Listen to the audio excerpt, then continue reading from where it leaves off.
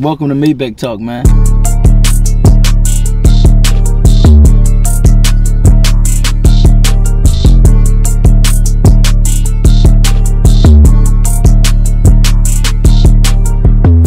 What's up? I got my man Runway on Maybach Talk, man. Come on, let's go. You know what I'm saying? So, man, Run been running with each other for a little while, man. I'm amazed at how far you've been taking, elevating your marketing in the Airbnb game to the next level. Like, can you explain to the people out there, like, how did you get into marketing? That's something that I wanted to know. Well, I just feel like, they say if your business not online, then you don't got a business. Yeah. Right? So just like with me having multiple brick and mortar businesses, I'm like, yo, I need to expand my reach. Like, we sitting in the Maybach right now, right? So you might not even realize it, but you Maybach's target audience. Yeah. You feel what I'm saying? So, so somehow, some way, they figured out, all right, how we get work out to pay for this Maybach. So essentially, like, that's what I did for my business. Like, yo, like, how can I find more people to, support my business, support what I'm doing? So once I figured out, like, yo, the internet was the way to be able to reach more people, man, I kind of just fell in love with the process, just experiment with it, you know what I'm saying? When did you find out, like, the internet was the way? Because a lot of people you was doing ebooks. I remember you told me you did no telling of the ebook, like 500,000 off an ebook before people was even doing ebooks. Yeah. So like, what makes you just be able to just jump out there like, damn, I'm gonna do this? So like, before even Instagram, I had maxed out on Facebook. Like, I think the most followers you could have like 5,000 friends.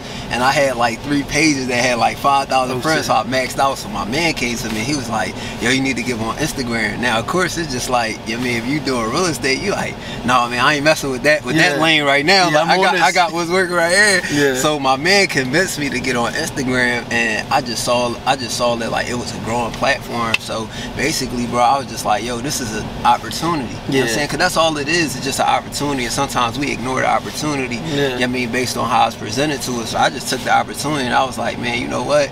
I'm gonna go ahead and use this opportunity because I understand the reach and the, and the platform that it is. So just monetizing a free platform, bro. So your mindset was like different. Like, a lot of people's mindsets be like, you know what? I'm gonna stay locked on whatever I'm doing because it's working right now.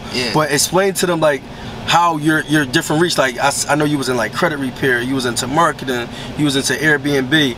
Like, a lot of people would just stay in one lane. What makes you jump in different lanes and actually thrive in all those different lanes? Well, for me, like, I ain't no one trick pony. You know what I'm saying? So it's just like, I just really just be like putting people on the stuff that's working for me. To be honest, like, like, all right, what happens if the credit not working right now, or after I made a move with the credit, what I'm gonna do with the credit? You know what I'm saying? Because it's like, all right, I got it. I like, all right, I'll go ahead, I figure out how to get some money. But I feel like the real problem was we showing people how to get some money in the credit, but now what do they do with it? And I feel like I'm doing a disservice if I just show you how to get $50,000 in some credit, or show you how to get a 700 credit score, and don't show you what the, you know what I'm saying, show you how to, make that money, make some money. So for me, it was just about really just helping people understand the things that's working for me, and just putting them in a position to be like, yo, this what I'm doing that's working. Here goes some more ideas that you could go and get the bag. So that's how that works. Exactly. So like, say like, for instance, like with Airbnb, so we can get into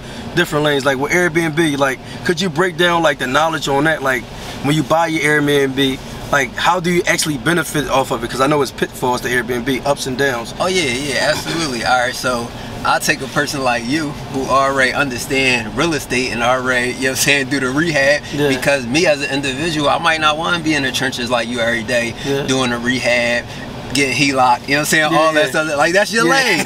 but how do I partner with a person like you that's like, yo, you know what? You did all that to really just have this mortgage covered. Like, you're like, yo, look, I just want to have the mortgage covered. So how do I convince you to allow me to do Airbnb so we both can make money? So, like, what I did was I put myself in a position to be able to get into a business where as though, like, I could help the person out that's the landlord, you know what I'm saying, because they just want they money every 30 days. Like, cover my mortgage, put some money in my pocket, and I don't gotta be worried. So for me, it's just like, yo, how do I put myself in position to go ahead? And Airbnb was really the way, bro, and it allowed me to like duplicate what you did, just without doing the actually owning it, and without owning it, without acquiring the debt. So I'm going in with a lower barrier entry. I don't gotta have a whole lot of money out of pocket. The credit that I'm that I'm teaching and that I'm getting, I'm leveraging that to get an Airbnb. And then, you know, I'm able to, you know what I'm saying, pretty much make money like hand over fist inside of there.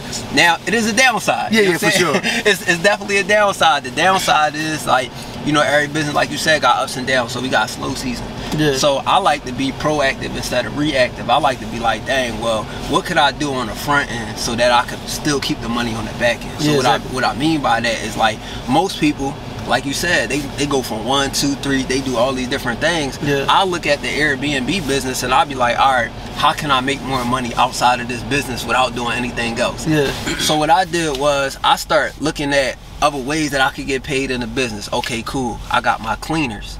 How can I negotiate with my cleaners so that way when my Airbnb get paid, I got that cleaner fee on Airbnb. Let me negotiate that so I can get a piece of that. So that's less work that I gotta do, but still that job gotta get done. So hold on. So say if we got, let's break these numbers. We gotta break the numbers down, man.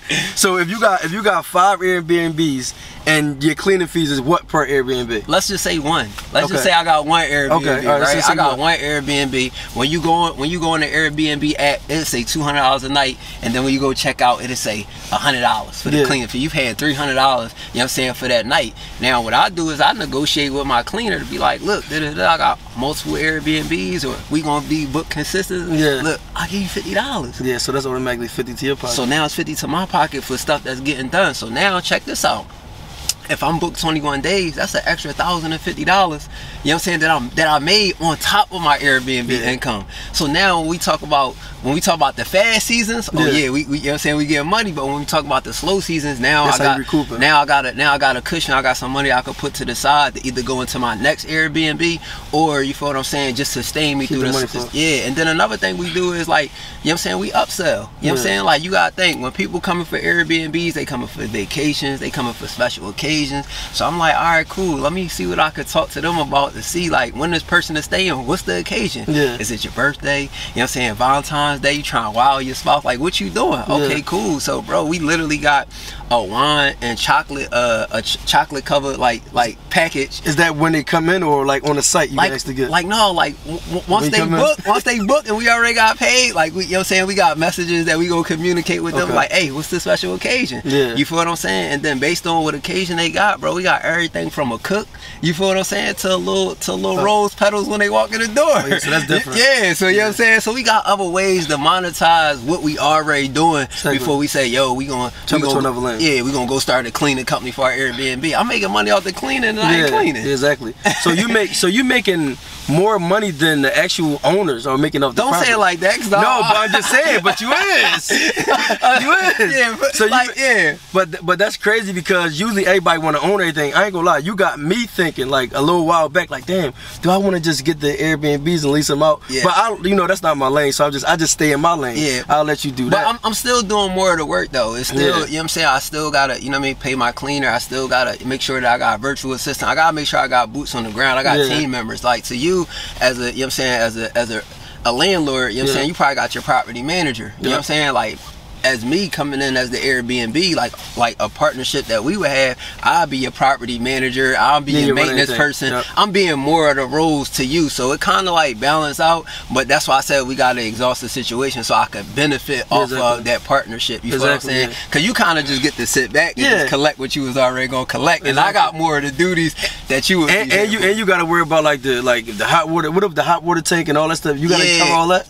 I mean, it all depends on what you work out with the landlord. You feel what I'm saying? But essentially, I'm pretty sure when you buy a hot water tank, you got a warranty on it. So, for sure. I mean, stuff get happen, like stuff happen. But you know, it's real estate, so I'm pretty sure, like, whether you got a tenant, like as a landlord, or I'm doing Airbnb, stuff gonna happen. Yeah, for sure. Like, you know what I mean, stuff is definitely gonna happen. I'm pretty sure you had tenants that left the crib a mess. Yeah, fucked it up. You already know, fucked it all over. You already know how that shit go. Yeah. So do you like doing Airbnb, or like what do you see like in your future? Like, what's next? I definitely like I like the rental game, period. Like, anything you could rent, and I believe in a model of own nothing, control everything. Like, that's once. Like, you know what I'm saying? Once. Own nothing, control everything. Own nothing, control everything. Control everything. I really believe in that, and I feel like any type of business like Airbnb, Turo, or anything like that, it's just super lucrative, because, you know what I'm saying, you can leverage multiple things, you know what I'm saying, and people, we in this peer-to-peer economy, bro. It's just like, if you think about all the things that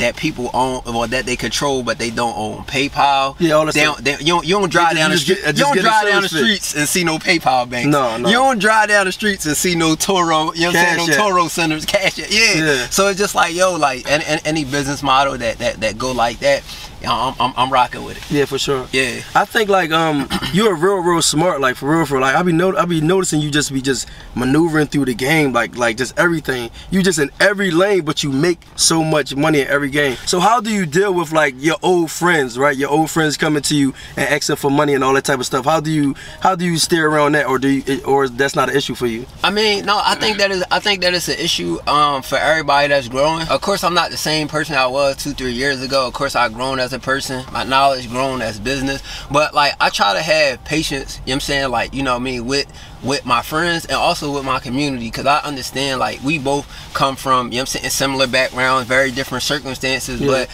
sometimes, you know, just our friends, even though, you know, they're the ones that see us growing, they haven't accepted the growth yet. Exactly, you feel what I'm saying? They're like, dang, they feel like, oh, we want some new stuff. And sometimes we just gotta have patience, because we the ones that got the vision. We the ones that's like, yo, I want to change. And it's not as easy for them, because it wasn't easy for us. We just made the decision. So I try to have patience with them, but I don't try to have pity for them at the same time. So I try to, like, I mean, get them the game, and if y'all want to take the game and I mean, and get on, cool, but I definitely gonna limit my conversations that I had with y'all, because then that's gonna start the, it's gonna be like a trigger, right? Yeah, it's gonna de-escalate me. It's gonna stop me. So do you actually, like, do you still hang with your old friends, or like that's like you just not as much, right? No, I really, bro, I just, like, you know what I'm saying, really just be with my family a whole lot, like, you know what I'm saying, with the wife and the kids, like, you feel what I'm saying. And it's just like, it's not that I don't rock with my friends, but if we not having certain conversations, I gotta watch the conversations that I'm having, because I'm not gonna be talking about your baby mom. I'm not gonna be talking about nothing that's not leading to us going in a forward direction. And for some people, that's hard. Like, it's hard for people to have that,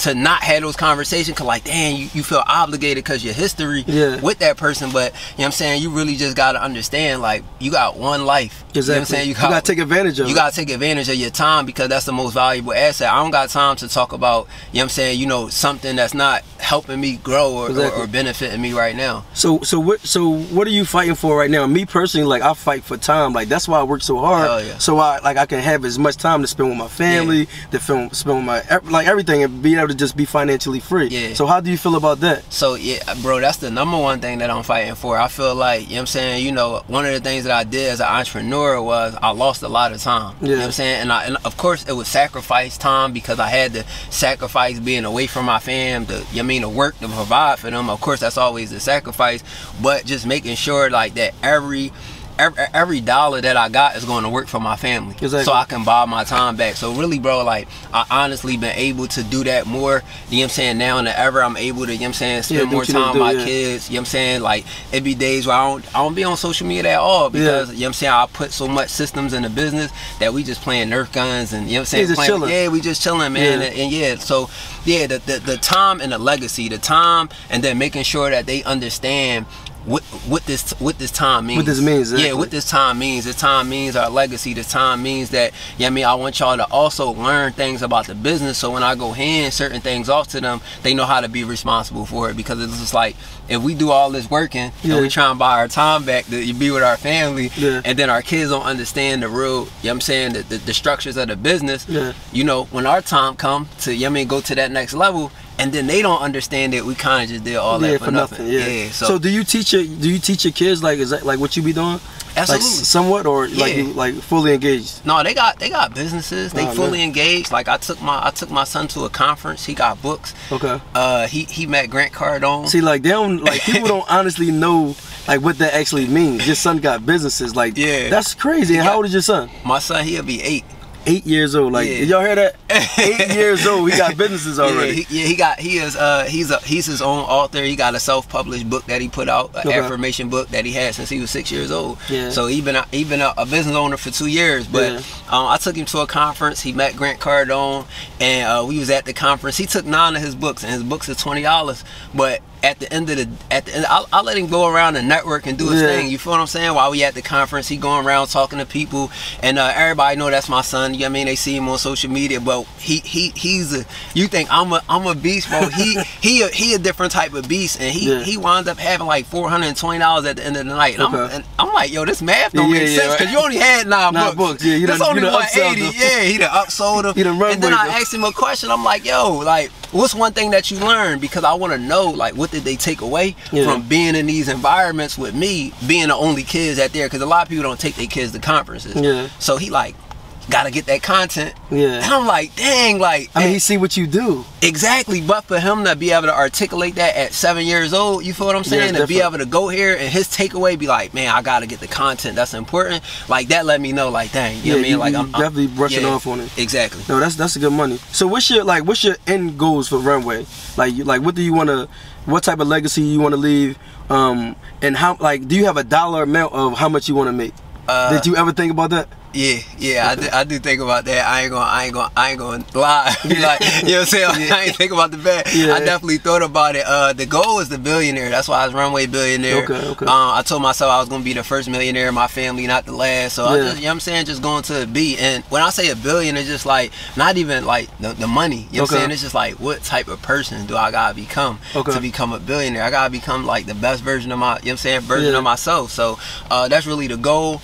The vision for me is like, me, man, I already know how to start and grow a business. Like, I know how to do that. So I'm at the level now where I want to buy businesses. I want to learn how to buy existing businesses. Right, that's not doing so good. And you gonna bring them up. And I'm gonna go ahead and build on top of those. Instead of starting from the basement, I'm gonna start from the, you know what I'm saying, I'm gonna start from like level 10. Exactly. And then put a rooftop deck on there, like, exactly. Keep it moving. Exactly. So for me, like, that's the goal, is to get into acquisitions. You know what I'm saying? Because I've done all this grind, and I don't really, even though I can start a business like that, it just make more sense. It's different levels. It just make more sense for me to take something that's already grown, take something that somebody already doing. Like, let's say a business is doing 6 figures, but they don't have a system, they don't have a marketing, and I understand that. You already understand that. Hey, look, let me come in, let me invest in this, let me get a percentage. We blow it up, make it $1 million business, and keep it moving. And I feel like for me, like, that's really the goal. Like, long term is just to buy businesses, because I ain't gonna lie, bro. A lot of people, they get so like intrigued into like passive income, and I think that, like, when you say passive income, like, you really gotta work for passive income. Like, you, sure. like, you know what I'm saying? I work hard as shit. Exactly. I work hard as a motherfucker, man. But at the end of the day, it's just like, people make it like passive income is a thing, and you don't get that unless you do active. I still find enjoyment, and I still find excitement in business. So you feel what I'm saying? So I don't want to, like, bro, I don't want to be 35 years old and just sitting back in the Maybach and just chilling and have nothing to do. Like, nothing to do. Like nothing. Like, my life would be boring. I don't want my life to be that boring. I still want to have some type of excitement, but I still want to have a level that I want to be at. You feel what I'm saying? So so that's what I'm on, man. Of course, stock market. You feel what I'm saying? Of course, all of those things, but like, not just starting from the ground level. I just want to buy businesses. Let's talk about like a team. Like, do you got a team of people that you deal with? Like, because people don't understand how great, like, having a team. You can't just be one person and do everything. Hell no. That's what everybody try to do. One person, I'm doing everything, and then you don't really make that much. No, hell no. And I feel like, man, I always say, like, it ain't no I in team, but it's an I in idiot. You would be an idiot if you think that you could build a business and don't got a team, bro. So so I got multiple virtual assistants, right, like, that help me, and I got team members like that play pivotal roles into my success. You feel what I'm saying? That make sure, like, things is cool. Like, we got a nanny. That's a team member. Exactly. You know what I'm saying? That's a part of this. I need that. You feel what I'm saying? We got security, we got drivers. Like, I need those things. They are part of the team. So so like, every level that you go up, you're gonna need a team, and like, your team might be your mentor in some area. Like, a lot of people, they just go for the mentor that can help them make money. What about the life, like, the life mentor? They'll be like, dang, man, I woke up and I'm not feeling like myself today. What about the relationship mentor? You feel what I'm saying? Like, the doctor, that's a mentor. You feel what what I'm saying? Like, dang, I need to get my diet right. So do you have like a mentor like right now that you look up to, or that you like networking with? I got multiple mentors. You my mentor in a way. You feel what I'm saying? It's just like anybody that I can call that I could get advice from, that's gonna give me genuine advice and that's gonna help me alleviate that problem. Right? Like, that's a mentor. Like, you know what I mean, person just probably want to say, oh yeah, that's my bro. No, anybody that can advise me on making a better business decision or a better life decision is a mentor. So I think that we just need to understand that we got mentors in every aspect of our life, and we need to access those different mentors instead of relying on just one person. Oh, can you be my mentor? Help me try and get some money. How I'm gonna help you try to get the bag if, you know what I'm saying, your relationship ain't home right? If you ain't even got, if you that balance, you gotta find that balance. Yeah, bro. Like, people just think like, all right, a mentor is a person that make money. Money is not everything. It's not. Money is not everything. It's we definitely need it. You know, it's gonna make it successful. But you gotta have that certain balance in your life. Absolutely, bro. It's just like people could go to the gym by themselves, but why do they hire trainers? They need that motivation. People could go cook their own food, but why do they go to the restaurant? Why do they hire cooks? So it's just like, yo, sometimes you just need the push. Sometimes you just need the help. And I think one of the best things, bro, like that has helped me as an entrepreneur is that I was never scared to ask for help. I was never scared to say, where did you get that from, though? Bro, I need your help. You from Philly, right? Yeah. You from Philly, like, you ain't never asked, like, people in Philly don't do that. Because I never had like the opportunity to, well, at least I thought that I never had the opportunity to have nobody help me. But that was just my mindset. That was just the mindset of me thinking that I couldn't ask for help, or if I ask for help, I'm weak. If I ask for help, no, they gonna think, like, no, like, that's the best thing you could do. It's just ask for help. You feel what I'm saying? Like, but what if they say no, like, I can't help you? Then that's cool. At least. How would you feel about, like, how do you feel, like, after that? Oh, no. 'Cause I know everybody didn't say, come on. No just mean next opportunity. So I already got it in my mindset that, like, okay, a person say no is just cool. I mean, that wasn't the right person that could help me. You feel what I'm saying? I say no to people. I might not be in a position to give you the time to help you. So so I'm cool with a no. But just understanding, like, yo, you can ask for help. Like, that's a real thing. Like, I want people to know, like, yo, you can ask for help. And I think, like, if more people, like, approach it that way, instead of like, yo, can you be my mentor? Like, yo, I might not even need to be a mentor. You might not even need to pay me. Hey, bro, I need your help on this, that, and the third. This is what I got going on, but I'm stuck right here. Hey, bro, all you gotta do is this, that, and the third. Like, for me, that's the type of person that I am. Like, it didn't need to be a transaction. I just show love and just, you know what I'm saying? Just having access to certain people, and you know, that's what make your life completely, like, run smooth, honestly. And for me, I was just like, damn, like, if I gotta be a person that asks for help, I gotta help people.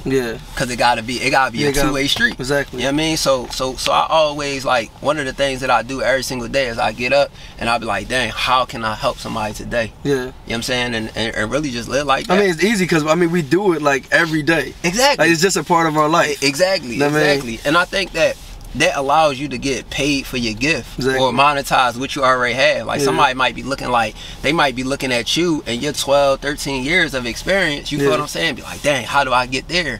Like, yo, figure out how to monetize what you got already. Figure out what you got working for you that you could just do, like, that's just natural to you. Like, you could do properties natural, but it wasn't always like that. It took me a long time. Actually, it was 17 years. See? 17 years of experience. Like, the last question I want to ask you was, like, what would you say to the youngin that's coming up out of Philly, like, that's looking at a runway, that's looking at a workout? What would you tell him? What's the best advice you can get him? Shoot, man, I would just say, like, don't let your ego get the best of you. Like, we come from this, like, concrete jungle. We come from the trenches. You feel what I'm saying? And, like, when you start to catch some traction, people always tense up and just feel like, oh yeah, I'm lit. I made it. I don't need nobody. Like, you're always gonna need somebody at some level. So I tell them, like, you know, like, it's a top and a bottom for a reason. Like, be careful.